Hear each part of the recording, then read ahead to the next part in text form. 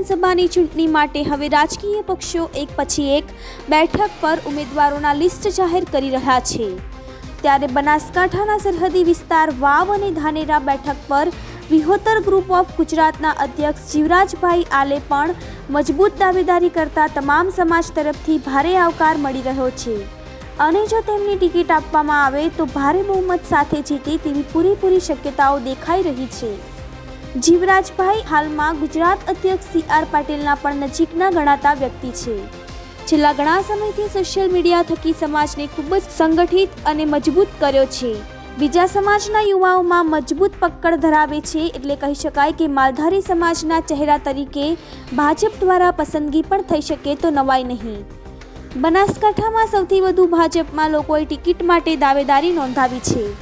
જો કે સૌથી ઓછી દાવેદારી જિલ્લાની વાવ બેઠક પર છે।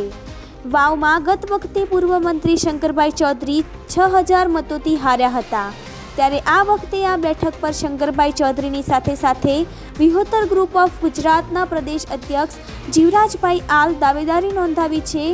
જીવરાજભાઈ હાલ છેલ્લા ઘણા સમયથી અનેક સેવાકીય પ્રવૃત્તિઓમાં સંકળાયેલા છે। યુવાનોમાં લોકપ્રિય હોવાથી લોકોની માંગણીને ધ્યાનમાં રાખી તેમણે પણ વાવ બેઠક પર દાવેદારી નોંધાવતા અન્ય સમાજમાંથી પણ ભારે આવકાર મળી રહ્યો છે।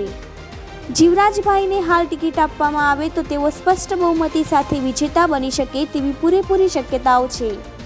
વાવ બેઠક પર જ્ઞાતિ આધારિત સમીકરણો જોઈએ તો અહીં સૌથી વધુ ઠાકોર સમાજના મત છે, ત્યારબાદ ચૌધરી અને પછી રબારી સમાજ પણ 15000 જેટલા મત ધરાવે છે। ત્યારે અત્યારે વાવ બેઠક પરથી જીવરાજભાઈ આલ પણ સંભવિત ઉમેદવાર છે। રિપોર્ટર રાજ ગજ્જર, બનાસકાંઠા।